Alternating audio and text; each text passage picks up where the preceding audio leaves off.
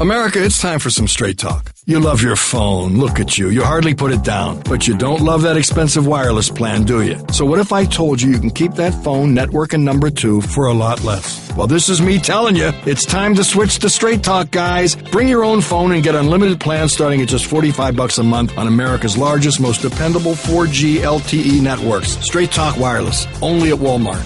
Savings may vary. Please refer always to the latest terms and conditions of service at straighttalk.com. This is the Best of Mike and Mike podcast.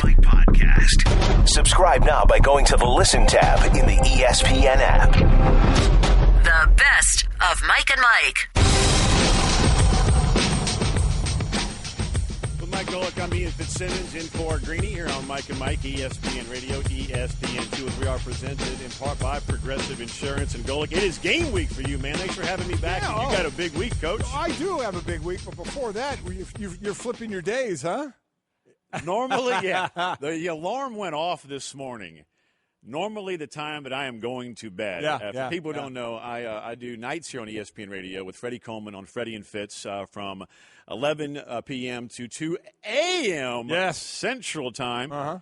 Eastern Time. And so normally I'm getting to bed right around 3:15 Eastern, and the alarm goes off right around the time that normally I'm looking at the back of my eyelids. Little body clock flip. You swore, didn't you, when you got up? You swore, didn't First time I did this show with you was, 2 years ago, 2.5 years ago, and you said the same word after, at the time, 16 years of doing this show. Yeah.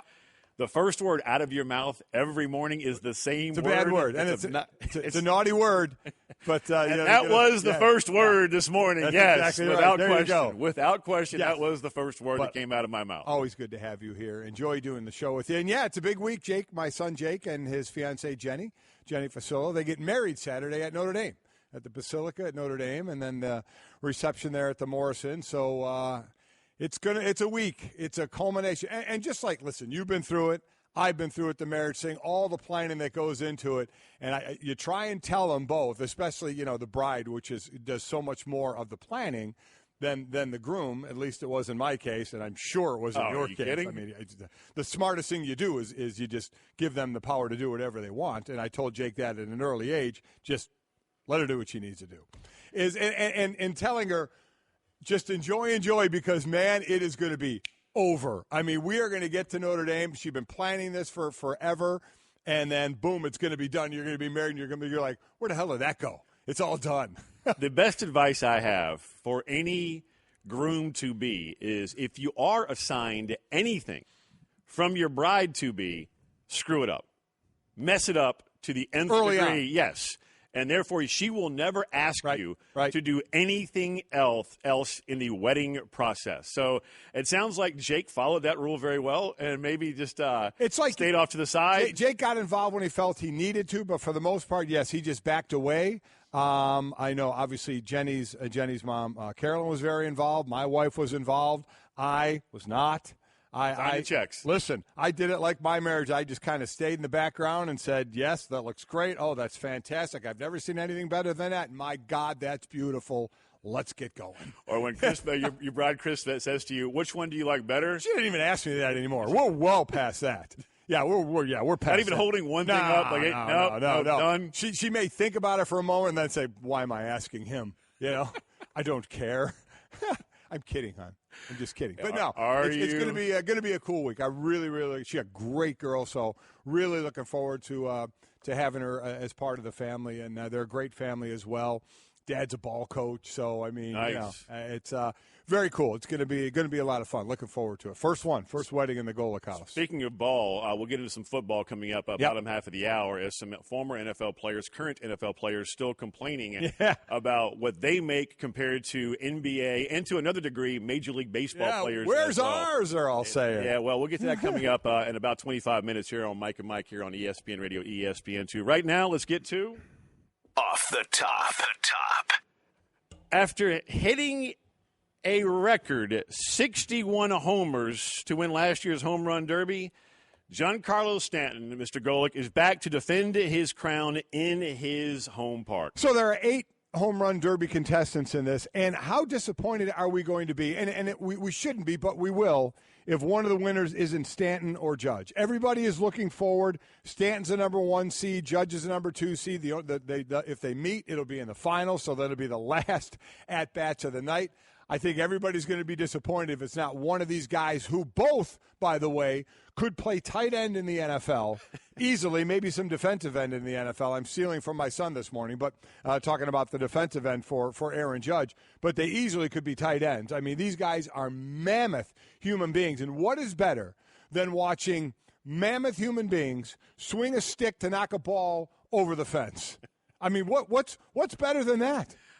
I stood next to or near Stanton a couple of years ago, and I had no idea. He is every bit of 6'7" and jacked. Oh, I stood and interviewed him a couple of years ago before the home run derby, or I forget when it was, but right next to the guy. He actually was on the same team as Dane Christ, who was a teammate of my son Mike's at Notre Dame. Dane was one of the top quarterbacks coming out of the country, out of California, and his high school teammate was Stanton, who was a wide receiver and tight end then. And this dude was massive, and Judge is even bigger. I mean, taller and heavier. Like 270. He's 6'7", like he's listed at 282. He probably isn't that now, but, I mean, it's ridiculous. So, we'll see. I mean, and overall, home runs it's been crazy what's going on in the league right now as far as home runs are concerned. They're on a pace to just smash the record for home runs. Overall for baseball in the season, but really looking forward to this home run derby tonight. You mentioned if one of those two doesn't win the home run derby tonight, I would say if they're not actually in the finals against each other, we will be disappointed. Yep, I would agree. It's not Stanton versus Judge. Off the top. Clayton Kershaw became the third pitcher in the last 15 seasons to win 14 games before the All-Star break. Dodgers won for the 13th straight time that he took the mound. Wood has also been dominant as a starting pitcher for the Dodgers, but what Kershaw is doing right now is just filthy, Golic. It's ridiculous. Most games, and again, he had over 10 strikeouts and no walks. 10-plus strikeouts, no walks since the mound is at its current distance. The most has been Randy Johnson at 36 times he's done that. Curt Schilling, 27. Clayton Kershaw is tied with Roger Clemens 21 times. Kershaw at the break, 14-2, a 2.18 ERA, average of 10.8 strikeouts per 9 innings. The only other pitchers to have basically those numbers at the break, Sandy Koufax, Pedro Martinez, Randy Johnson. Koufax in 65, Martinez in 99, and Randy Johnson in 2000. So those guys did it in back-to-back. Is that good company? Years. That is just ridiculous. And because Kershaw pitched last night, he will not be part of pitching in the All-Star game. And I have zero issue. Green and I talked about that a bit last week. I have zero problem with that. None. Zero at all. I don't think any less eyes are going to be watching that game because now would it have been nice to see Kershaw throwing against Judge? Absolutely, it would have been cool to see. But I don't think it hurts the game one bit. I completely agree with you because, one, those games, regular season games, are a little bit more meaningful than the All-Star game, even though the All-Star game still, for some stupid reason, does decide home field for the World Series, which is a topic for and a conversation for another day. But I'm with you. I mean, because of interleague play now, Golic, we get to see those matchups. Right. Yep. Now, would it have been on a highlighted stage and a much grander stage? Yes, it would have. But that win, last night, means a little bit more than him pitching an inning or two in the All-Star game. By the way, their 61st win. Houston got their 60th win. Those are your two top teams in either league right now. Both of those guys, both those squads are just absolutely dominant. Yep. Off the top. Rafael Nadal, Roger Federer seek to reach another Grand Slam quarterfinal in separate matches Monday at Wimbledon. Another collision course that we talked about, Stanton and Judge. I think we all want to see these two guys go at it again. They're in separate sides so they can meet in the finals. As far as Nadal, having won his last 28 completed sets in Grand Slam play, only Roger Federer at 36, McEnroe at 35 have more than Nadal sits there at 28. And as far as Federer, he's looking to reach his 50th Grand Slam quarterfinal. He is the leader in that at 49 right now. Jimmy Connor's next at 41. So these two guys, incredible players that they are. Certainly, people are looking to see them meet in the finals, but there's Andy Murray that's sitting there, obviously, as a number one seed. Yeah, exactly. What Federer is doing right now at his age. And doing the rest thing. Rested through the French Open. No, he's not that clay. Well, he rested through it. I mean, he's certainly had some success on the clay, but we know what Nadal has done on the clay. But certainly Federer has had success on the clay. But with his age now, doing that rest thing, saying I'm going to rest through these to look forward to these other events, seems to be working pretty well. Off the top. Sixers rookie Markelle Fultz out for the rest of Summer League with an ankle sprain. I hear a lot of people, Mike, saying that these guys should not be playing in the Summer League. Maybe the lottery type of picks. I think that's ridiculous. That's like saying that you shouldn't play at all in NFL preseason games. These guys are getting acclimated to the NBA and the speed of the NBA, and they're going up against their peers, the best of the best, to get ready for their transition to the next level. Just because he twisted his ankle, he's going to be fine. He sent out that tweet also. Right. The Sixers are saying, yes, it's not as bad as it seemed early on. I think it's absurd to say these guys shouldn't play. I think the context of the 76ers and Ben Simmons missing all of last year and Joel Embiid playing 30-some games in 3 years goes into that equation. People thinking, oh, my God, they're snake-bitten. And then, and then, by the way, should these guys play? They absolutely should play. How much you want to play them is up to you. But because, remember, this Summer League, and we're going to get more into the Summer League. Shockingly enough, 18 years of the show, we've never talked Summer League, and now it seems we're going to. Seems. But yeah. But they're not even playing against the top talent. But they need to. They need the progression. You can't just sit them out and then all of a sudden have your first game be in the NBA against the stars and the starters of the NBA, which is not in the Summer League. They need that progression. They need to get acclimated. So I think it's crazy to say, let's sit these top guys out. Off the top. ESPN report from the undefeated Mark Spears. David Griffin withdraws from the Knicks GM search. He turned away the opportunity because he and the Knicks, Golic, couldn't agree on a role. Yeah, I mean, listen, Stephen Mills is running the show. As Phil was the president, Mills was the GM. Mills is making the decisions, and David Griffin basically, if he was going to take this job, wanted control. This was a control thing. We didn't hear anything about lowballing and numbers. I don't even know where it got to as far as that's concerned. David Griffin wanted to bring in his staff, wanted to run the show. And he's not going to get that, so he said, I'm not going to be part of this. So here we are at the Knicks again, still searching. And that is Off the Top. Brought to you by Zeepa. Go to Zeepa.com. That's Zeepa.com, ZYPPAH.com, and get a Zeepa so you can stop snoring and enjoy the summer. And let's continue with that conversation right there. I think it was a smart move by David Griffin to turn down any role with the New York Knicks. That thing is beyond a dumpster fire.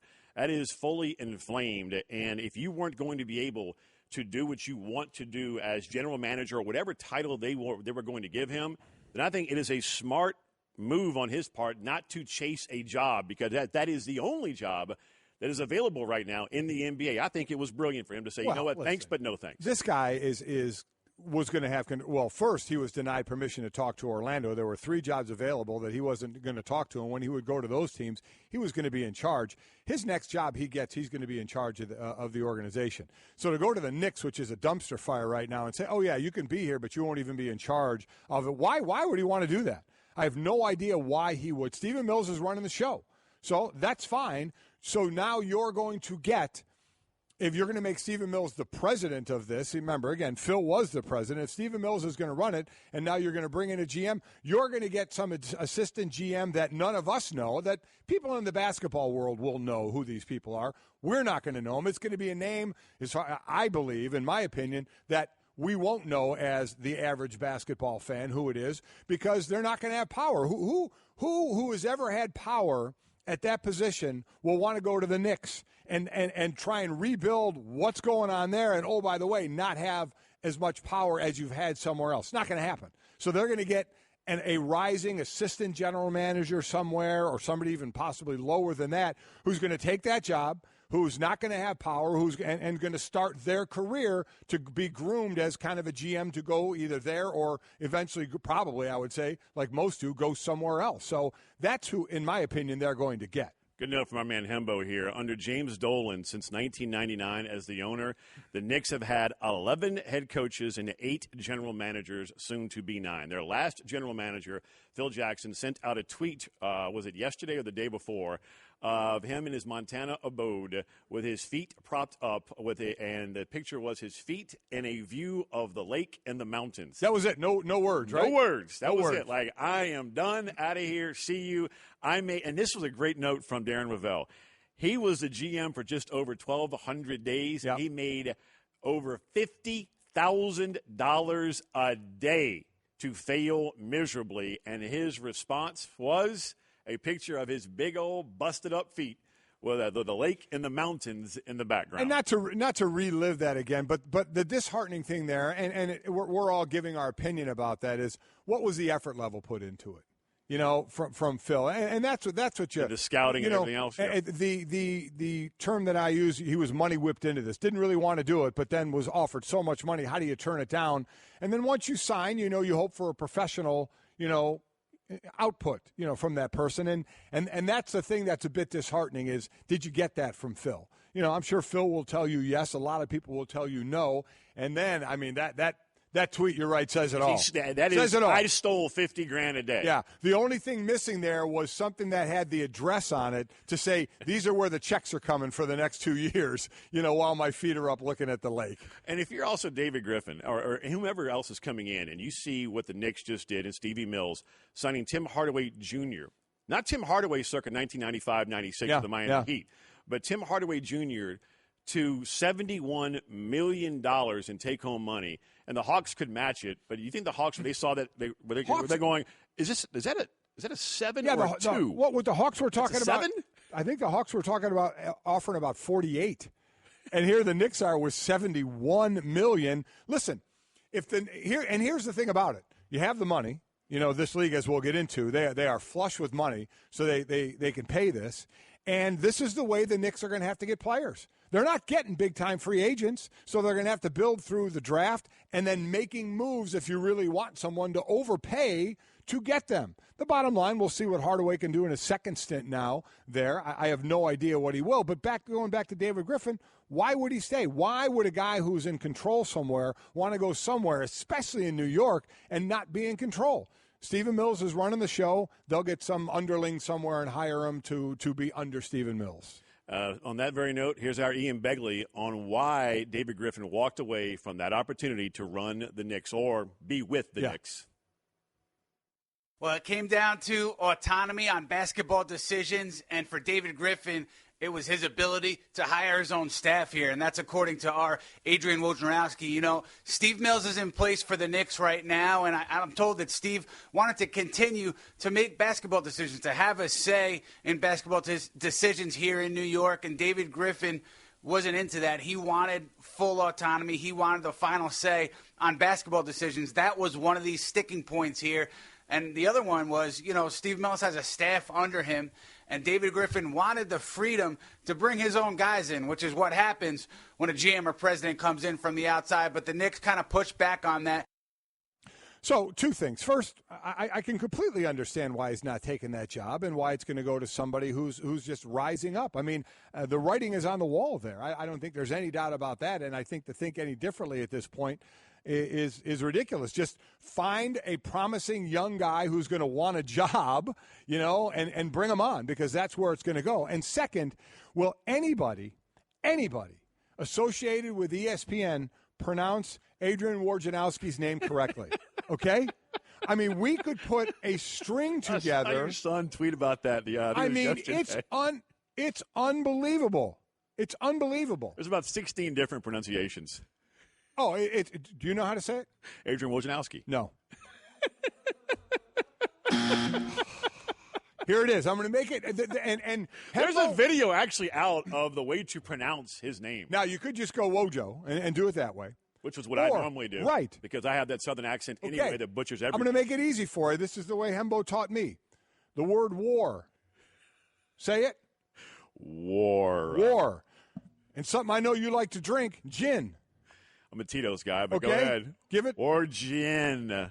Owski. Owski. Put it together. Warginow. Hey, there There you go. Wojnarowski. Is that correct, Hembo? That is. Wojnarowski. Let me get a check. Well, I just want to make sure. Just want to make sure. But it's amazing the different pronunciations we heard for this guy's name being butchered everywhere. It's just amazing. By us. Yeah, exactly. By the teammates. Mike and Mike is presented by Progressive Insurance. I'm Ian Fitzsimmons in for Greeny here with Golic. You can save hundreds on your car, business, or recreational vehicle insurance from a local independent agent. Go to Progressive.com today. Now that's Progressive. One other NBA note, James Harden just got extended, and he got paid. 4-year extension, 6 years total now, $228 million in take-home cash. And the Rockets are looking to try and get Melo also from the Knicks. That's going to be hard quickly, Golo, to make that money also match up if you want to bring him in. Yeah, and listen, at this point, we've talked about with Melo. Melo would be a piece of a puzzle, certainly. So Chris Paul, James Harden, Carmelo Anthony makes him, I think, a better team. Chris Paul certainly did as well, and Melo, the shooter that he can be. And that's where Houston is. You know, it's not a great defensive team, but they're going to shoot and shoot and shoot and shoot. Do I think in a matchup with Golden State? And that's all we're doing right now in the West, right? Okay, here's your team. Here's what you did. How do you match up against Golden State? They're still not as good as Golden State, but it was hard to think that any one team was going to do enough in this one offseason to say all of a sudden, oh, yeah, well, that's a team that's going to beat Golden State now. But credit Houston. They're giving it a go. Mike D'Antoni, their head coach, is going to join us at 9:30 Eastern this morning. So that's the one thing you have to say about them. They're getting after it. They're trying to put the pieces of the puzzle together, you know, not only just this year, but to keep going forward. Mike D'Antoni coming up in the final hour of the program on the Shell Pennzoil Performance Line. One quick note from Darren Ravel. James Harden will make $570,732 per game. Per game, and there's 82 of them per game. That is in that last year of that contract in 22-23. Per game. I don't even know what to say. On that note, we just angered a whole bunch of more NFL players. The best of Mike and Mike. With Mike Golic, I'm Ian Fitzsimmons here on Mike and Mike, ESPN Radio, ESPN News, and we are presented by Progressive Insurance. And all guests, like Kevin Millar, will join us coming up bottom half of the hour. Appear via the Shell Pennzoil Performance Line. And you can always reach us on Twitter at the 1-800-Flowers.com Twitter feed. Glad you joining me for the next couple of days here. And something I want to mention real quick off the world of sports, which, listen, at the end of the day means nothing, right? We get to chat about this, you know, the money these guys are making and kind of chuckle at it's just monopoly money and so bizarre, and we talk about it. But over the weekend, and I tweeted about it a little bit, were the Warrior games, and I can't tell you how much that inspires me. You know, I saw when it was when Hannah was there with Jon Stewart, who has been an incredible remarkable job ambassador for them in Chicago for the Warrior games, and they were set up at the United Center. My daughter, who's doing social media for the Bears now, they had like a celebrity wheelchair game, and it was one of the Chicago Bears was in it. So my daughter was there doing stuff for social media there, and just seeing that whole surrounding, I mean, was just moved by what was going on there. And then you see the stories of these men and women who served our country and were injured, certainly physically, and then the mental side of it as well. But just how they persevered, how they've come back from it, where they were in the dark places, you know, the human beings that were in really dark places, and how they were brought out of that and what brought them out of it. You know, whether it was part of that team that they were on. There was one great story, a young lady and her dog Moxie, how the dog so helps her now. I mean, the stories are incredible about really the true heroes out there, the people who serve, the men and women who serve our country, and what they go through and what they have to go through when they're injured to get back into society, and then what these Warrior games do to bring them all together and keep that team spirit and that camaraderie. So many of them are so quick to mention how they've been helped by others, you know, about that teammate. And we always talk about that in sports. You want to rely on the guy next to you, the girl next to you, to the right and left of you, your teammates somewhere in the locker room. Don't let the guy down next to you. Exactly. And you hear it over and over and over with these men and women on how they came through what they did. It was always by the help of others. Certainly, their mindset has to be so strong to mentally help get them there, but they're so quick to talk about their teammates. It was very cool to watch and such an inspiration to see. That's real world stuff there. That's worth talking about, those true heroes in our country. And you hit the exact word that I just wrote down, heroes. You want role models? Forget athletes. You know, I mean, the warriors that you see in the Warrior games, our men and women in arms that have, hit to say adversity was the biggest understatement that you could come up with, and they have found a way to live a second life. And they don't want you to feel – you feel sorry for them. They'll knock your block off, man. That's true. They are living their second life, and, man, they are the ultimate inspiration. And as you just hit the exact word that came to my mind, and that is heroes. And as you mentioned, Jon Stewart, what a remarkable job out of him. Great job. And, it hasn't been on TV all that long, and he said it was his son's idea, actually, when John was talking about it a couple of years ago with his son. And Jon Stewart was saying, man, I wish this was on ESPN or something. And his son actually said to him, Dad, you're Jon Stewart.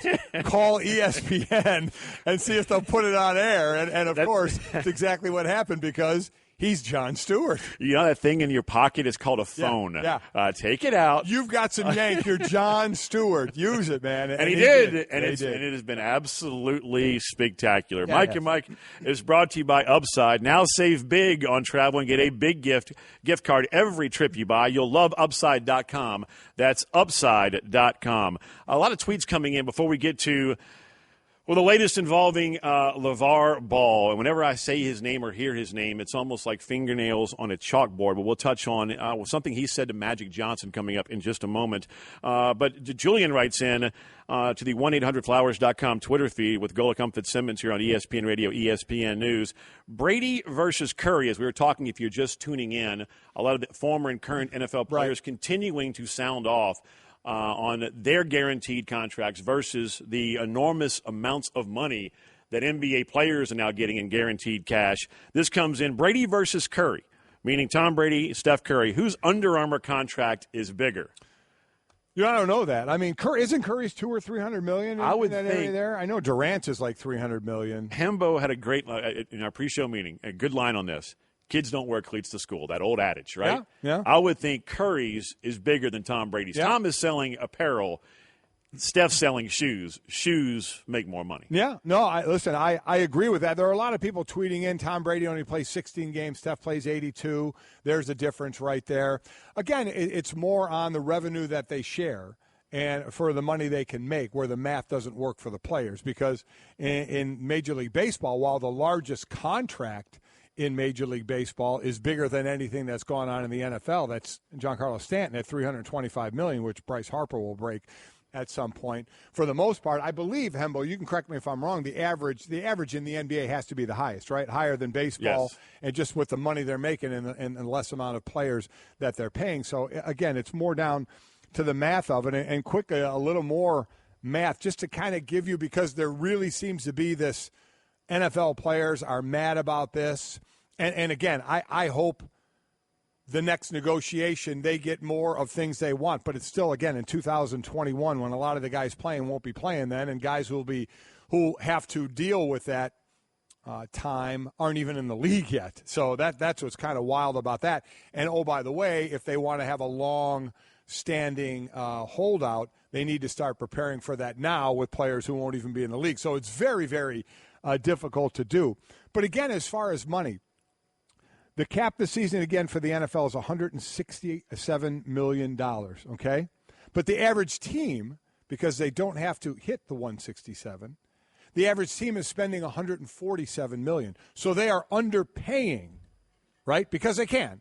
The minimum is 89% of the cap. So they're underpaying. The average NBA team is paying over the cap because they can.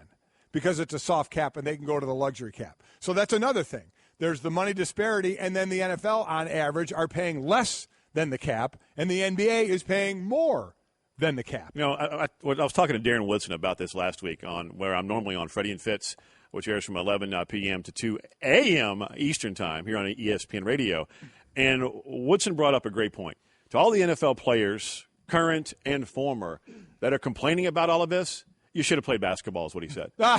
He said, if you're complaining, play basketball or play baseball. And I'll never forget when Stanton signed that $325 million contract that you just brought up. I'm on air, and Woody phones in on the hotline. And he said, would you please repeat what you just said? What did Stanton sign for? I said, $325. He said, take home money. Every bit of that's guaranteed. I said, yes. His next response, I'm calling my son right now, who played both football and baseball. Right. He signed a couple years ago to play for the Texas Longhorns. Right. Baseball. He said, I'm calling my son right now and telling him if he never wants to put on a helmet again, he's good. Yeah. He should focus on baseball, and he hung up. And listen, to say that's kind of tongue-in-cheek. It is, because no doubt. Players that could do that. But a great example of that is a guy that went to Notre Dame, Jeff Smarja. Remember the wide receiver at Notre Dame played in the Brady Quinn era at Notre Dame. Smarja would have been a first-round wide receiver in the NFL. Chose baseball, and I'd say it worked out pretty darn well for him. So, I don't know where this is going to go with football as far as guaranteed contracts, if that's what they want. If they want that and the current system stays the same with a cap, they'd have to be shorter in years.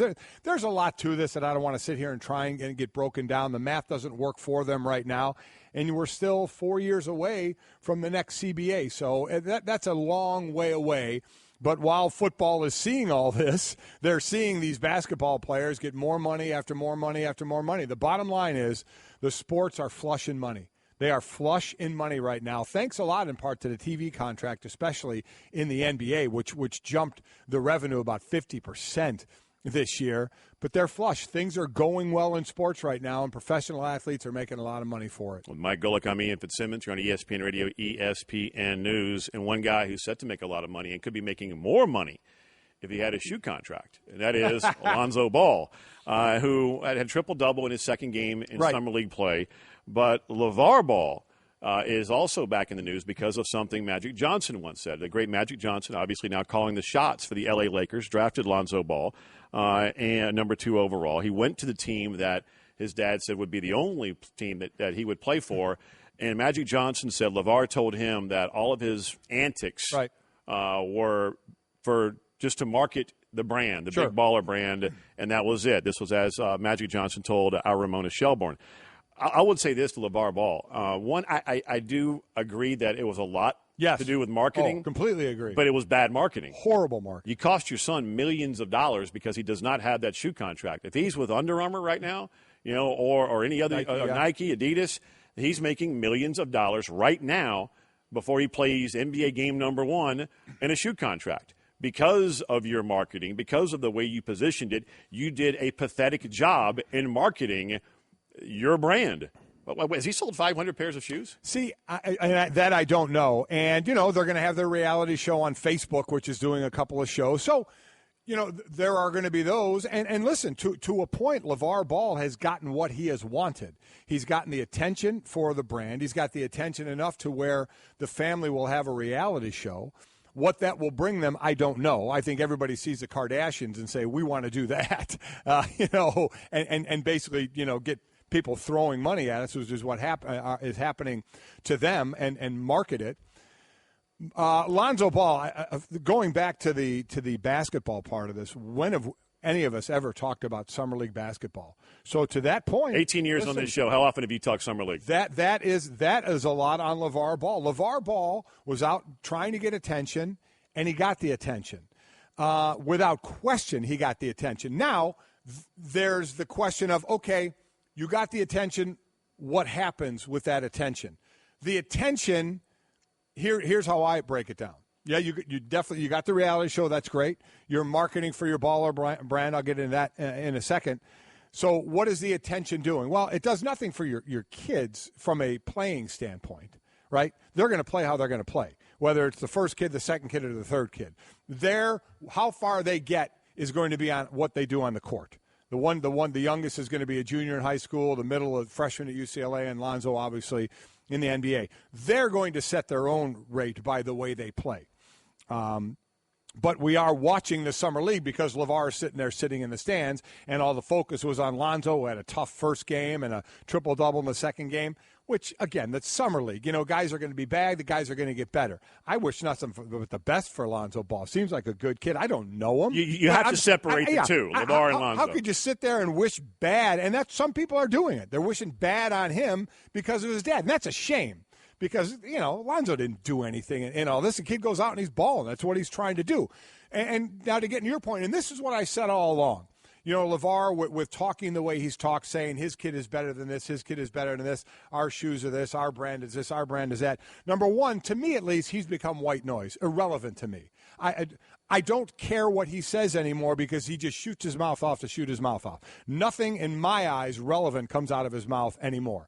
Whether he's ripping this person, ripping that person, but he has an effect. He cost Joel Embiid $10,000, or Joel Embiid cost himself $10,000 by saying, F LeVar, and he got fined for that. So certainly other people are hearing it as well.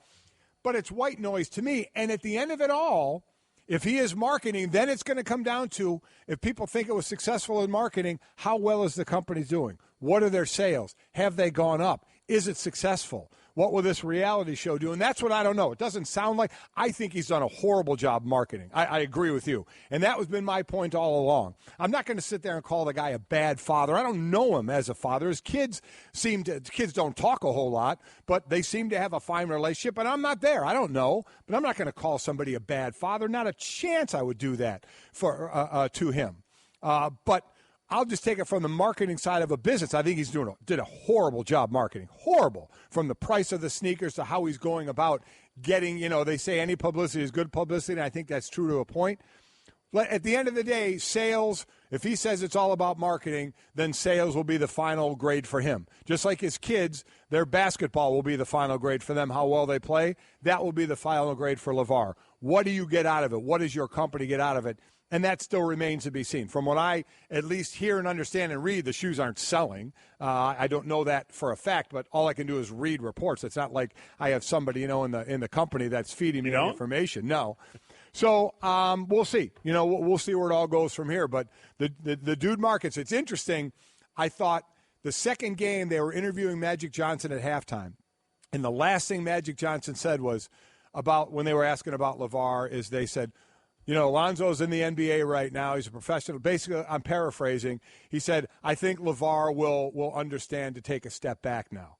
So that was the nice part right there. Kind of Magic's kind of message to take that step back. So we'll see. We'll see where it goes. Is this Magic delivering a message not just to LeVar but everybody? That part is over, but I'm curious to see if he can keep quiet once the regular season gets here. I don't think he'll ever keep quiet. And you know what? I don't expect him to. He's marketing his brand out there. As I said, I don't think the marketing is very good.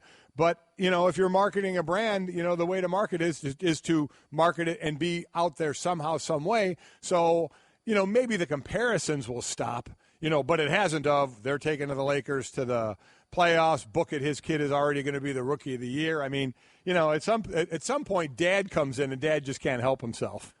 He's Golic. I'm Fitzsimmons here on ESPN Radio, ESPN News. Let's get to fill in the blank, brought to you by Mahindra Tractors and Utility Vehicles. Mahindra USA, the world's #1 selling tractor.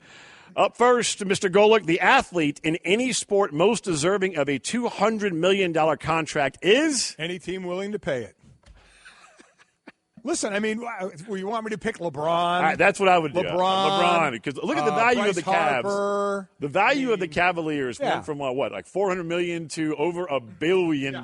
So Kershaw's already Hembo over $200 million, right? I mean, Clayton Kershaw's deal. I mean, some of these guys are already there, but LeBron would be the first name that comes up. But that's my answer to all this. Oh, that guy's not worth that. He's not. Team offered it to him. Hardaway Jr. isn't worth $71 million. Spoken like a true former player. Yeah. I mean, they put the contract in front of you. They said, at least to us, we value you this at this price, even though we may think we're overpaying you, but we're still going to pay you that. You sign it, you're worth that. Number 2, and fill in the blank, Mark Cuban saying the Mavericks wouldn't be rebuilding in the East is? True.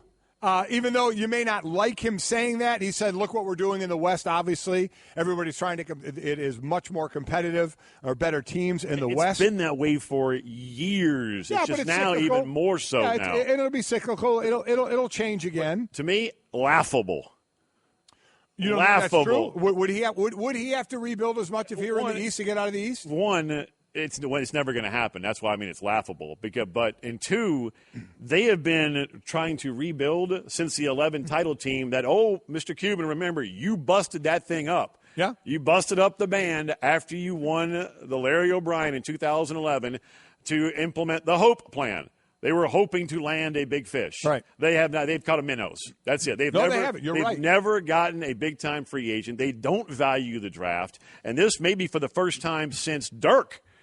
19 years ago, they might finally have a star in the draft in Dennis Smith Jr. out of NC State. Oh, I like that kid. Wow. But they've never taken the draft seriously. They've always tried to build in free agency. Right. And it's for him to say, free agents. And then the whole I'm going to kidnap Adam Silver and I'm not turning him loose until he puts us in the East. Come on, Cubes. Well, I don't think he was real serious about that. But look in the mirror. Just the basis of the statement. Is it true, though? You'd have to do less building in the East to win, wouldn't you? It is, but it's also take a look at the man in the mirror. The Mavs are a 33-win team right now. Yep. Because of decisions they've made. David Griffin pulling himself out of the running for Knicks GM is smart. There are those that will say, what did he do before he got to Cleveland? And then when he got to Cleveland, do you even give him credit because LeBron was there? My point is he's had control in places, and that's the bottom line. Why would you have control in some places and then go to somewhere which is like the worst run organization in the league and not have control? Why would you do that? No matter what you think of what he did in the past, he had control in places. To go somewhere where he doesn't makes no sense. If this was his last chance at a job this year, come work here for a year, be an analyst for a little bit, talk about it from the GM side of it, and then next year there'll be job openings and he'll have a job next year. Devil's advocate, and we saw this on Twitter a lot in the first hour when we were talking about this. 3 straight NBA Finals, but with LeBron. Well, that's what I said. Yeah, But he still was pulling the straight, even though people say LeBron was. He's making decisions there. He goes to New York. It's a step down, right? Oh, absolutely. So why would you do it when you know? And eventually you're going to get a GM job somewhere. You're going to have control. Why would you go there and not have it? And I put the exact same word, smart, because he was not able to bring in his own guys, and I think he probably also looked at Tim Hardaway Jr. Is that a 2 or 7? Oh, it's 70. Yeah. Wait, him $71 million? No, I'm good. Yeah. I'm staying right here, Pumpkin. Thank you, though, for the offer. Appreciate Good talks. that. Yeah. Enjoyed the trip to New York. MLB's biggest star is? Well, right now, maybe literally and figuratively, could be Aaron Judge for what he's doing right now. He's a beast. Seems like a really good guy. Again, I don't know him, but I saw that great thing he did in the park where he was interviewing people if these people knew who Aaron Judge was while he is asking him that. It was really, really kind of cool how he did that. He dented a door with a home run. His incredible how he's playing. So I guess right now in a vacuum you could look at him. But overall, I would imagine Bryce Harper, Mike Trout still, even though Trout's been out since May 28th. Clayton Kershaw. But as we talked about, we see this in the regular season. It's going to be the Peyton Manning thing, one of the greatest regular season quarterbacks of all time, or pitchers of all time. Year, he'll bust through. All right, well. They will. We will. This might be from the legacy standpoint and the way we break things down. That's what he's going to need to do, right? That's what I put down. Clayton Kershaw. I think he is one of, if not the biggest star in Major League Baseball. But the good thing for MLB right now, they do have a lot of young stars. Home isn't just a place; it's a feeling. Whether you're at home, your business, or online, ADT helps keep you safe.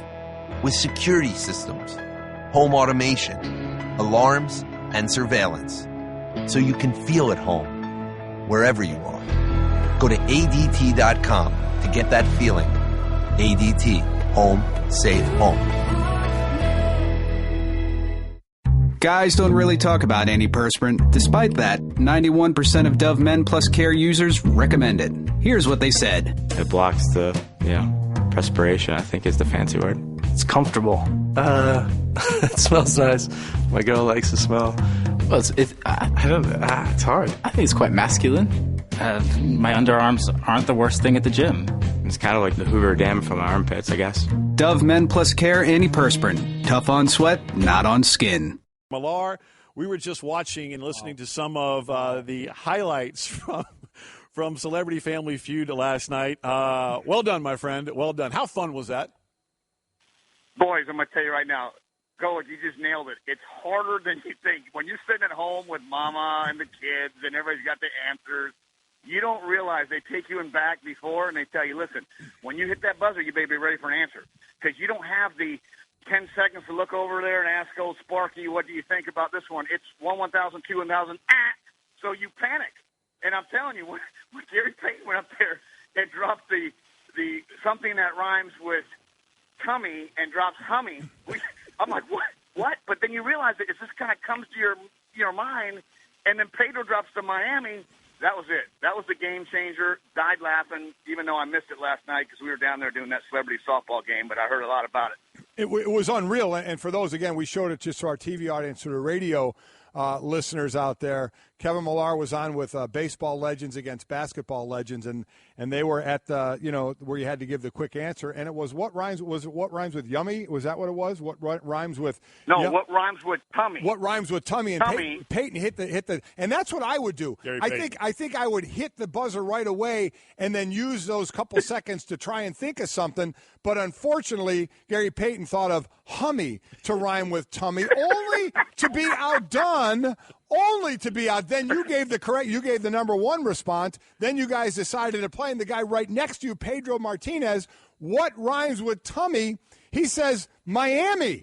I mean, now the one thing I've noticed through the years of this show is no matter what answer given, you kind of clap for your teammate. All you guys laughed at him, and he deserved to be laughed at because that answer was ridiculous. He's my favorite teammate ever now. When Clemens drilled me at my neck, he drills Jeter and Soriano. I love Pedro, but I couldn't stop laughing. I mean, as soon as it came out, I just started dying laughing, but I knew how he was because at the back, when you're going over how we're going to play, they ask for two guys in case you go to the finals, right? Well, I mean, everybody's looking at me. I'm like, no. I start pitting. Well, Prince Fielder's a fan of the Family Feud, so I'm like, Prince, you're going. Ozzie Smith, you're going. And I'll tell you right now, though, what a blast. What a blast. It was fun. Poor Muggsy Bogues, I think he hit the thing. And you could say anything and at least get an X.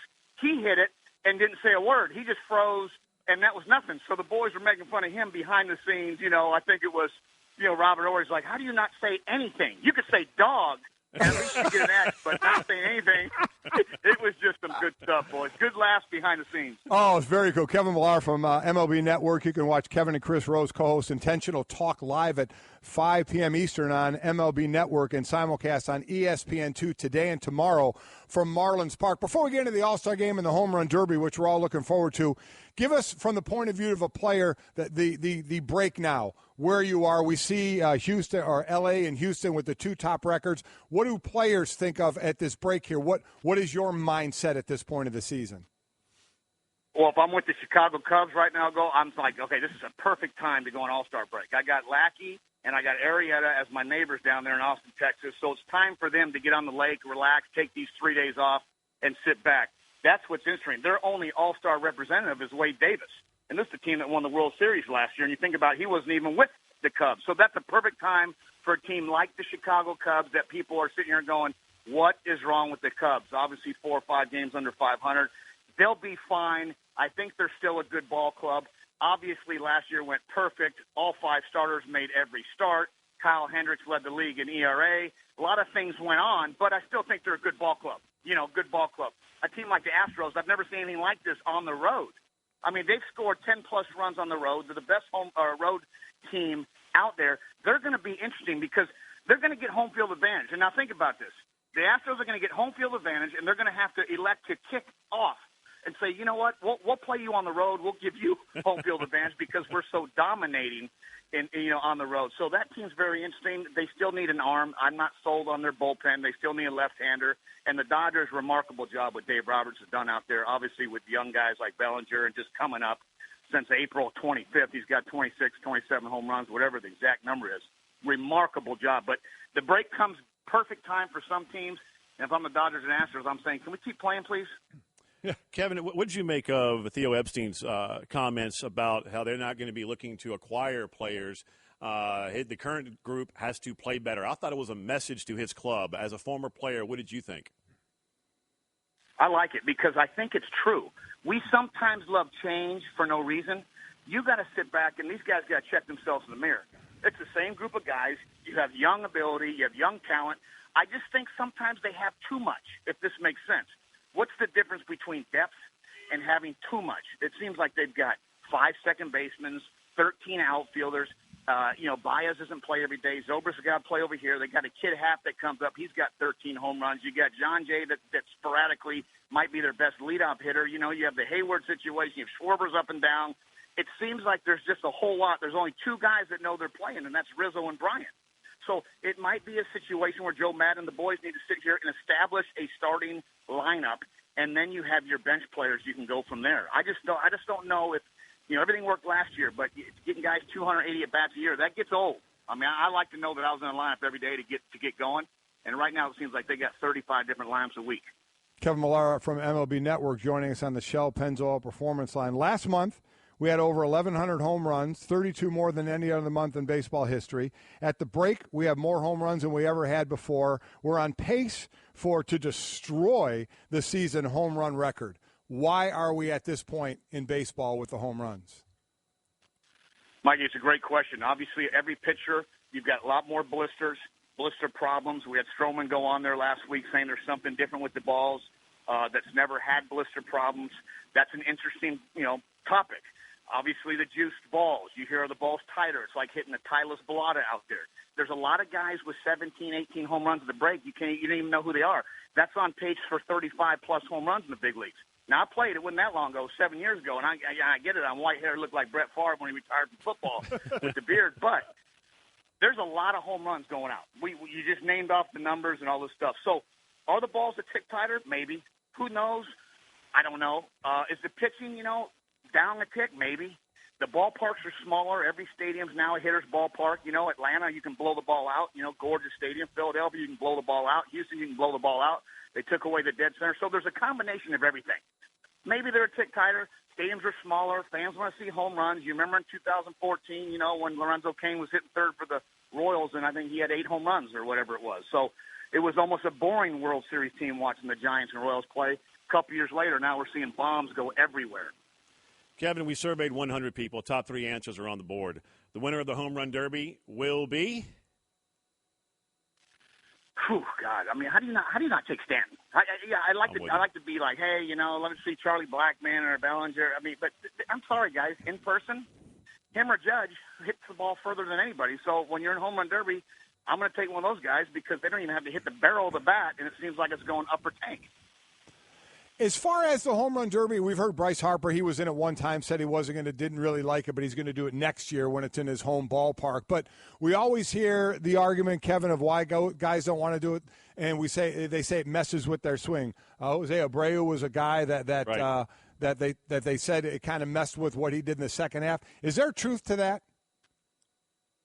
Yeah, it was Bobby Abreu, the second half. Yeah, I'm sorry, that was Bobby year. Abreu. Remember Detroit? Yeah, but I'll tell you this: if there's something to it for a second, I don't know if it messes with your swing. I think every day we have Home Run Derby, our last few rounds in the batting practice group.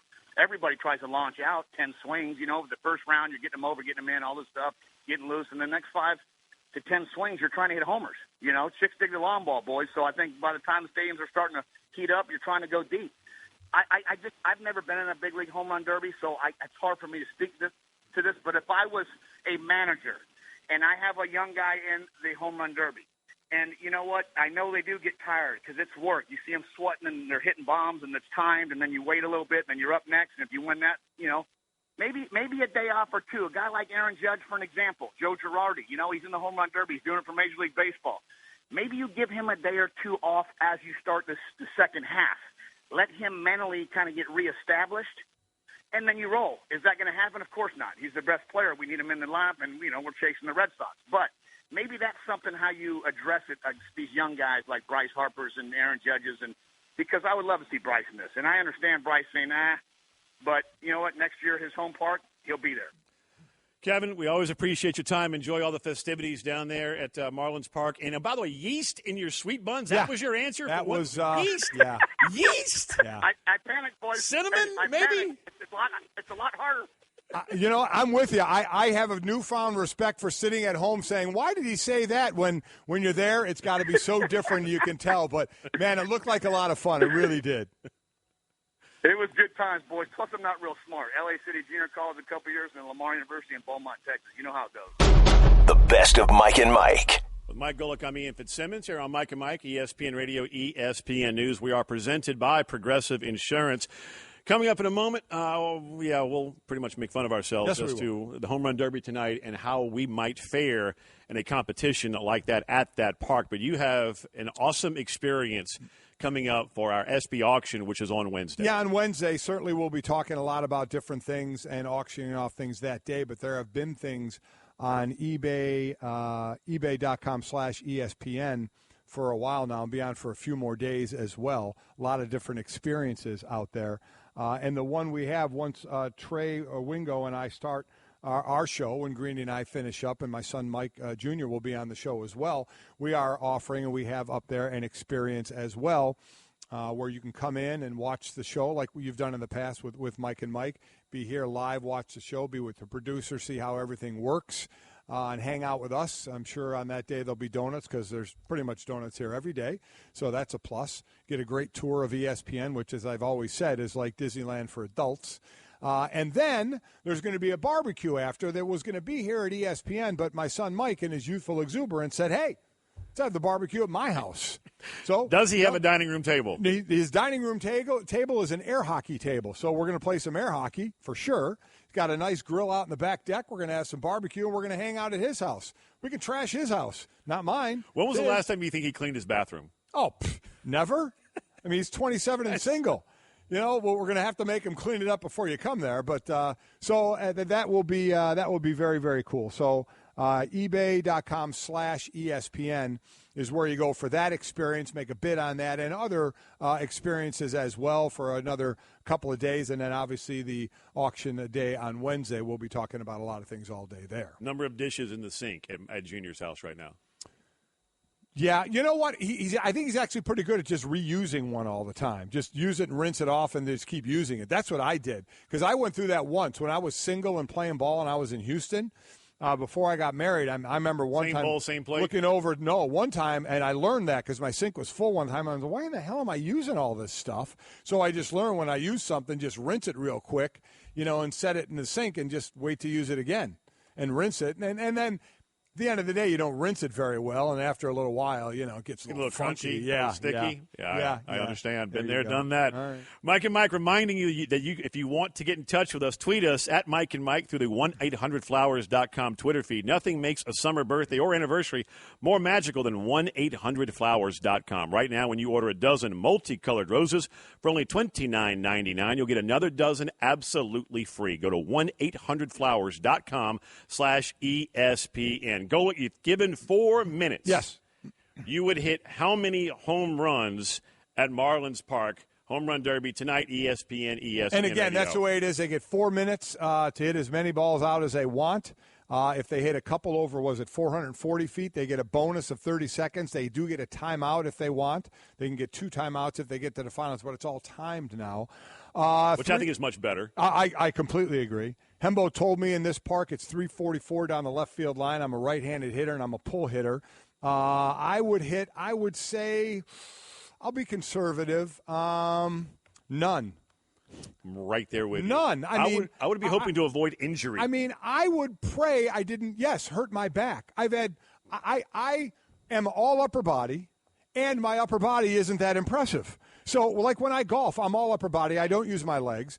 In playing in the Celebrity All-Star or softball thing we did, I'm an upper body swinger, and my upper body isn't all that strong anymore. I did this in Dirk Nowitzki's Hero Celebrity Baseball Classic, which is a great charity in Dallas-Fort Worth at the Frisco Rough Riders Ballpark, which is a great ballpark, the Rangers AA team.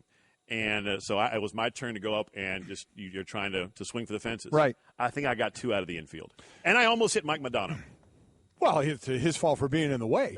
Right? But I fouled this thing off so badly that I can't remember which former Major League player told me, if you threw me 100 pitches, I don't think I could hit that ball at the angle that you sliced that thing off on. So at least we're being honest about this. Me swinging the bat, if you showed it in replay, would look like slow motion. I mean, there's not a chance. I would be happy to hit it out of the infield, without question. Infirmary. That's what would happen to me. Infirmary. Okay, Kevin, for the grand prize of $1 million, what color is the White House? I know this. 5 seconds. Oh, switching to Geico could save you a bunch of money on car insurance? Okay. Judges? That's true, Kevin. They'll allow it. Congratulations. You're a winner. Woo! Geico, because saving 15% or more on car insurance is always a great answer. Let's start with the Knicks and David Griffin. He says, thank you, but no thank you. Your reaction to this story? He wants to be the last stop for basketball decisions. He wants it to be owner, David Griffin, team. That was an issue in talking with Dan Gilbert. It wasn't just money. He wanted changes to the structure of the way things would work in Cleveland. And Steve Mills is sitting there in New York, and Steve Mills has wanted to run the basketball operations for the Knicks for a long time, and this is his chance. He waited out Phil Jackson, and this is his chance. And you know, if you were running a radio show, if it was your show, you wouldn't want to hire someone to come in and take your seat from you and knock you down. And Steve Mills wasn't going to hire his boss. And so once that was established, which it was very clear to me was going to happen from the start, I knew David Griffin would not want the job. They didn't even get to the point where they talked about money because David Griffin didn't want to come in and be number two. That was the bottom line. I understand why he feels that way knowing him, and he'll wait. And my guess is in the next year there will be a job that will fit that description, and Griff will probably get it. So that means David Griffin will probably work here for a year before he gets another GM job where he's running the show. How about for the Knicks? In my opinion, Wendy, tell me if you think I'm right or wrong. They're going to get some assistant GM who you may know of and people in the basketball world know of, but we'll have no idea who he is because that's who's going to have to take this job? Am I close? Well, Golic, right now, I don't know if they're going to really hire anybody. I mean, maybe down the line, but this was their move for the time being, and that's it. I mean, I think at the end of the day, Steve Mills he believes he's going to run the Knicks. And whether that's going to be a long-term thing or a short-term thing, he's already shaping the team. Because the Tim Hardaway signing, which was an interesting / controversial signing, that's his move. And he didn't do that move thinking he was going to only be in the chair for a few days. He did that move thinking he was going to run the Knicks for a while. And so that's what's going to happen. And will this be a difference in how the Knicks operate? You know, we'll see. There's a lot of skepticism in the league about that Hardaway signing, but he could end up being right. He's putting his neck out there pretty early with basically doing the Hardaway signing and making it clear he wants to run the team. But I think a lot of people in the league, given the same position, would probably do what Steve Mills is doing. He wants a chance to run the team. What I think is interesting about the Steve Mills-David Griffin meeting is that David Blatt is a pretty close friend of Steve Mills. They were teammates at Princeton. And David Griffin was the guy who ran David Blatt out of town on a rail. He ended up being vindicated because the Cavs won a championship. But I would love to know in their initial meeting what discussion was had about David Blatt, who is very, very close to Steve Mills. Brian Windhorst, ESPN NBA insider here with us, giving the latest involving the Knicks and everything going on around free agency frenzy, still continuing with that frenzy in the NBA here on Mike and Mike on ESPN Radio, ESPN News. What is going to happen with Carmelo Anthony? Well, the Knicks would really love to trade him to the Houston Rockets, but they've just gotten no traction in talks with the deal. The Rockets would like to trade for him, but the pieces just don't match. One of the things that the Knicks have prioritized is they want young players. And the Rockets just don't have the kind of pieces that can get Melo to them that the Knicks want. And it's a functionality of how much money you have to spend to execute this trade. The NBA's trade rules have been loosened over the years. 10 years ago, you really had to get pretty close money for money. Now, it's a pretty loose situation. But Carmelo is making almost $30 million, and if you include this trade bonus that he has negotiated into his contract, it's over $30 million. And so that's a big number to swallow. And to make this work, they're probably going to have to find a third team to sort of make it facilitatingly possible. But, guys, there's not a whole lot of third teams that are interested in doing this either, either helping the Rockets build a super team or taking on players that the Knicks don't want. So I think it's a pretty tall task. There's an interest in both sides doing it. Typically in the NBA, when we see two teams motivated to do something, over the course of time, it gets rammed through. This one's going to be complicated, but there is interest both sides there. Big money deals. We saw Curry staying with Golden State, signing that money. We saw Harden staying with the team he is and the Rockets signing for that big money. Do you see that as the trend, especially with the Supermax deals, that it will actually work for what it's intended for, to keep these players with their current teams? Well, Golic, it's really interesting that you bring that up, because we've got 4 guys who are in the Supermax zone, and only 2 of them have signed. Russell Westbrook and John Wall have not signed it. Now, maybe they will. Maybe it'll be in a week. It'll be in 15 days. It'll be in September. But John Wall is in position to get the same type of contract that James Harden has. And, in fact, John Wall would typically be very motivated because he signed his contract at an inopportune time. He's really underpaid by NBA standards now, because he signed when the cap was at its lowest. And Russell Westbrook, again, you look at what the Rockets have done this offseason and compare it to the Thunder. James Harden looked at it and said, "Wow, you traded for Chris Paul? Yeah, he's got 1 year left on his contract. You signed a Toronto Raptor, PJ Tucker. All right, I'm ready to sign for 4 years." Russell Westbrook, they trade for Paul George. They sign a Toronto Raptor, Patrick Patterson. They've done a really nice job putting that team around him. Westbrook has not extended.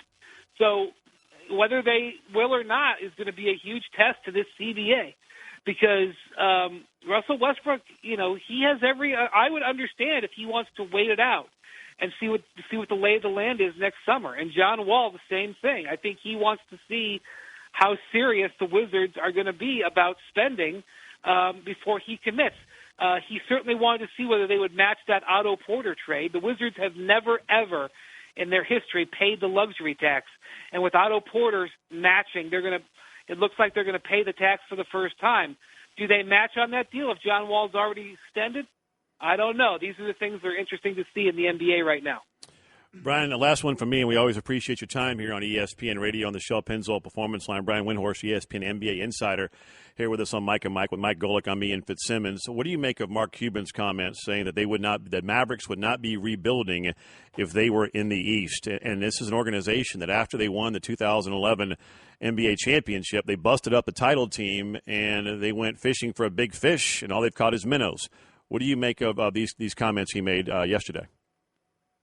I think it's a fair statement. I think, one of the things you study in the NBA is where is our opportunity as a team.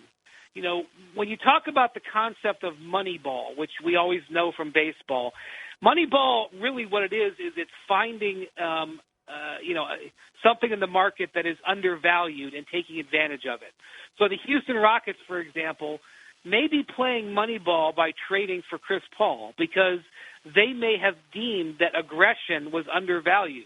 With so many teams worried about the Warriors, the concept of being super aggressive may have been beneficial. So if an entire conference is going one way, going the other direction might be the quote-unquote Moneyball thing to do. So if you look at the East and you look at Atlanta taking 2 steps back, the Bulls taking a step back, the Pacers taking a step back, the Magic spinning their heels, the Miami Heat unable to land major free agents. Heck, maybe going for aggression in the Eastern Conference would be Moneyball, and maybe in fact that the process guys in Philadelphia signing free agents to get better as everybody's sinking backwards. Maybe that's part of the process. So I think every team has to evaluate its landscape differently. And depending on your conference, I think that's the way you have to evaluate things, because certainly Philadelphia, looking at 3 playoff teams I just mentioned, taking a step back, sniffs the opportunity to go forward, to make the playoffs. And if you're Dallas, you might sniff the opportunity to go forward in the Eastern Conference. Whereas in the West, they could just spend money to finish in 10th place. So I think all of this depends on the lay of the land, and none of this is new. There's an ebb and flow all the time. We're just seeing an extreme ebb and flow with the talent in the Western Conference. Good stuff, Bri. Thanks. I appreciate you jumping on this morning for a few minutes. Thank you. Have a great week. Good luck. Good luck to you, Golic. Thanks. Appreciate it. I'm certainly not going to need any luck. I know that. Game week for people just tuning in. Game week. My son and his fiancée, their wedding Saturday at Notre Dame. Yeah. You're good, Coach. Yeah, I took off Monday, by the way, here, so that there's no way I'll be ready to come back at that point, just so everybody knows out there. He sits there and talks about the Philadelphia 76ers and trust the process. The only problem is they keep getting guys hurt. It is somewhat amazing, isn't it? Is their top, in case people don't know, Markelle Fultz, the top pick of the draft, picked at the 76ers, sprained his ankle over the weekend in a summer league game, and he's done for the rest of the summer league. But he only not as bad as initially thought. Rolled his ankle, supposed to be out for another week or two. That's about it. But you go up, Ben Simmons missing the whole league last year, or a whole season last year. Joel Embiid playing 30-some games in 3 years. I mean, they have been bitten by the injury bug, no doubt about it, because you keep waiting for and talking about the potential of what we think might happen there. Well, we've yet to see it flourish on the floor. I am curious to see what that team does look like with essentially two rookies in that backcourt with Simmons and Fultz, and then you throw in Embiid, and then you got J.J. Redick on that 1-year, $23 million contract. We'll see how the process begins to play out as we are presented by America's Navy. In defense of all we hold dear back home, learn more at Navy.com. America's Navy is a proud sponsor of the X Games in Indianapolis beginning on July 13th. With Mike Golic, I'm Ian Fitzsimmons here on Mike and Mike. Baseball obviously is front and center, as well as is NBA free agency. The Home Run Derby is tonight here on ESPN Radio and also on ESPN. Coverage begins at 8 o'clock Eastern time, and you don't have a Chris Bryant, or any of the Chicago Cubs. The only representative for the Cubbies is Wade Davis, who wasn't even a Cub last year. Yeah. Everybody else is heading to the lake, recharging the batteries, and going to try and right this ship that is now 2 games below 500 when they were well above 500 with the best ERA in baseball last year at this point. They are closer to last than first in ERA at the All-Star break this year compared to first last season. And when Theo Epstein was asked, Golic, whether he was going to be, acquiring pieces before the trade deadline, I view this as a firm message to his players. Essentially the same ball club that has averaged over 100 wins the last 2 years. And his message was, play better. He goes, quote, our biggest fixes are inside this clubhouse. This is largely the same club that won 200 games, averaged 100 wins over the last 2 years. There's not a player that we can realistically bring in from the outside that can spur us to play at that level. We're going to get to that point of playing to that level because of the guys that are here. As a former player, do you read that the same way that I do, and that is a firm message to his players? I think the players shouldn't even need to hear that, or if it is a message, need that message. Those players should understand it. They know who's in the clubhouse. They know it's basically the same collection of guys that have averaged 100 wins the last 2 years. They know what they did in the World Series last year, and they know they're not performing at that level. So they know it's on them, and Theo's right. Who are you bringing in? Who are you bringing in with this talented club that's not playing so well right now? That's going to be, there's the spark we needed. These guys just need to collectively take that breath and hopefully play better the second half. You don't get many repeaters. In World Series, there's a reason for it, right? I mean, it's hard to do. It's hard to have that consistency to go that far year in and year out. And you're seeing the struggles right now. And listen, it's not like they're out of it or anything by any stretch of the imagination. They're 5.5 games back from Milwaukee for the division right now. Which is a great story in baseball. Oh, it's a fantastic story, and hopefully one that won't let up in the second half. But I completely agree with that. I guess that would be my question. Where are you going? Who are you bringing in? Who are you bringing in that you match up on that roster when they play to their level on the back of their card says, oh, yeah, that's way better than what we have?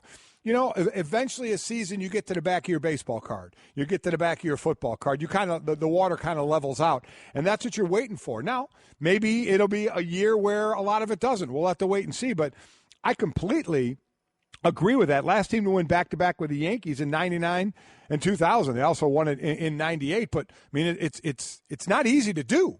It's just not. So I agree with the philosophy.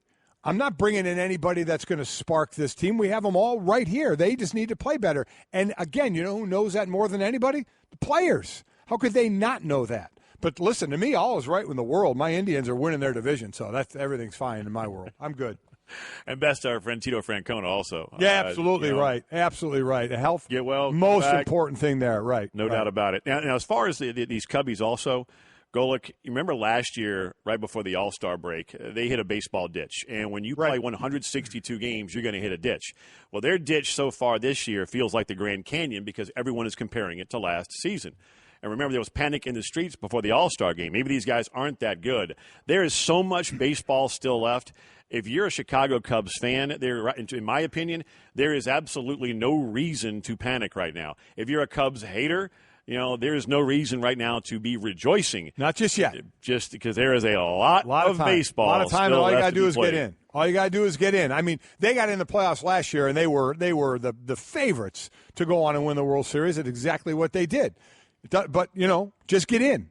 You have a chance to win the World Series only one way, by getting into the playoffs. So that's all they need to do. So, yeah, I don't think it's panic time just yet, but I think Theo has it just right. On the other side of that, you had the Dodgers and Astros. Both have 60 wins. First time we've had two teams with 60 wins at the break since 1969. A lot of that thanks to Aaron Judge and Cody Bellinger, who the two rookies are just knocking the ball out of the park, which, again, we are on pace to destroy the yearly record for home runs. And it was interesting with Kevin Millar from MLB Network on. I asked him about all the home runs, and he talked about more blisters this year for pitchers. Is the ball, wound tighter? Is the ball causing that? Is that one of the reasons? He gave more than a few reasons, but it is interesting the amount of home runs and strikeouts. Oh, by the way, as well, that are going on in this league right now. You know me, I'm a betting man. If I were in Vegas, I would bet that the Cubs made the playoffs. I would. You think they? Yep. Okay. So you're not saying Milwaukee hangs on there? Great story. Oh, it could. I mean, we have the wild card, obviously, as well. I would bet that the Cubs made the postseason. Okay. Just look at that roster. Play better. Listen to Theo. Play better. The best of Mike and Mike. Joining us now on the Shell Pennzoil Performance Line, head coach of the Houston Rockets, NBA Coach of the Year, Mike D'Antoni. And, Coach, thank you for your time this morning. Before we even get to basketball, speaking of hot dogs, buns, baseball, home run derby tonight, I think it's borderline sacrilegious to put ketchup on a hot dog. What do you think? Oh. I was always a mustard guy for a long time, so I guess I have to go with that. I don't know about sacrilegious, though, but anyway. Yeah, You're a ketchup guy? I put both on. Ketchup, mustard. Tell me what I can put on my hot dog and not. You people like that, Ian. Coach, you should have seen Golic's head whip around and him almost try to knock the snot out of me for bringing up ketchup on a hot dog. But, yep, not a fan. Not a fan. Hey, Coach, I mean, even for you, you've been in the sport a long time. Is it even wild to you to think about the money that's going around? Your guy James Harden gets $228 million. I mean, even to somebody who's been around the game and seen big money go around, does it still kind of make your head spin to see this happening? Well, I think we all definitely set up and notice and laugh at it.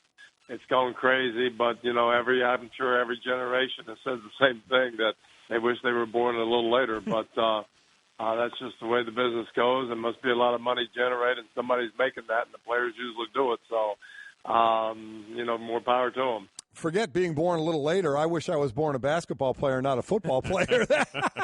The way it's going right now. Yeah, that's I can understand that. I played football, and that wasn't the most fun in the world. Well, Coach, let's talk about the new acquisition that you have, and that is Chris Paul. Have you been staying up late just dreaming, fantasizing of how you can use Chris Paul and James Harden in that backcourt together? Mm-hmm. I mean, I'm excited without a doubt. But, hey, guys, I've read a lot, but I've read a lot of stuff. When you get two guys that have been two of the best players today, and they want to play together, and they're looking forward, and they're excited, you don't have to stay up. Matter of fact, I don't want to stay up too late dreaming about it because I just mess them up. You've got to let them go. We're going to do mostly what we've always done, the way we play, and they're going to share the usage and it's going to be good. One's going to be off the ball, and you got a Hall of Fame guy off the ball, and that ball is kicked out to one of those guys. It's only going to make yourself better.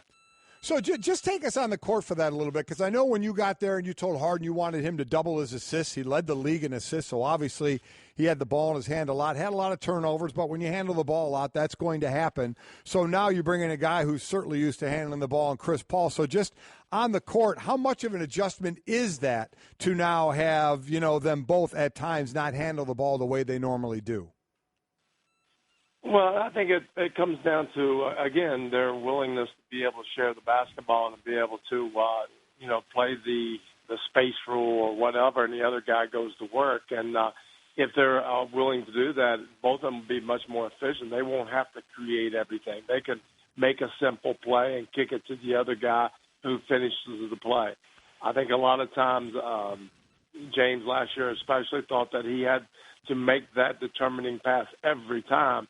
And it led to turnovers. It led to also a lot of usage, carelessness, or being tired, trying to make plays in moments that are high turnover moments. He can be so much more efficient this way, and he can rely on Chris. They'll have to figure out, someone bring how you bring it up. You're going to have pace and being able to play off of each other at the maximum rate, but.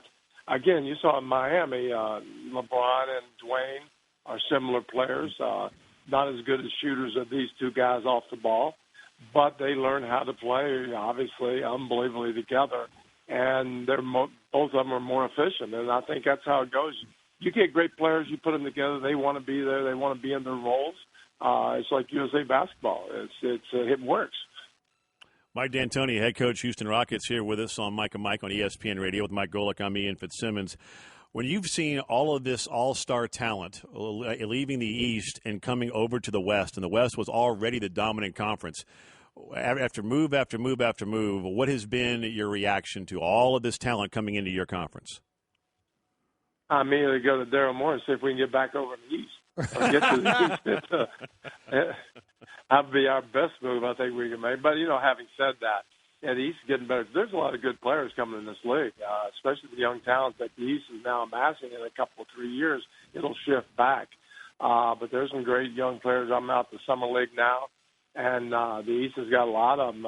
Obviously, the draft picks were lower the last years, and they're amassing that talent. They'll explode here pretty soon, and it'll shift back the other way. But I think that's, just the way basketball's going now. Guys are trying to team up and going to where the good teams are, and recently they've been in the West, and it just keeps getting a little stronger until it'll shift back east in a few years. Yeah, it will. It is cyclical. Obviously, you know that as well as anybody. Right. And along those lines, when you say the power that the players have now, talk about that different from a coaching standpoint of players, playing a year and then knowing maybe next year they have these 1 years and then their option to possibly look around, and just how it is to coach in an era where players have the power that they do and at this point are looking to team up at times.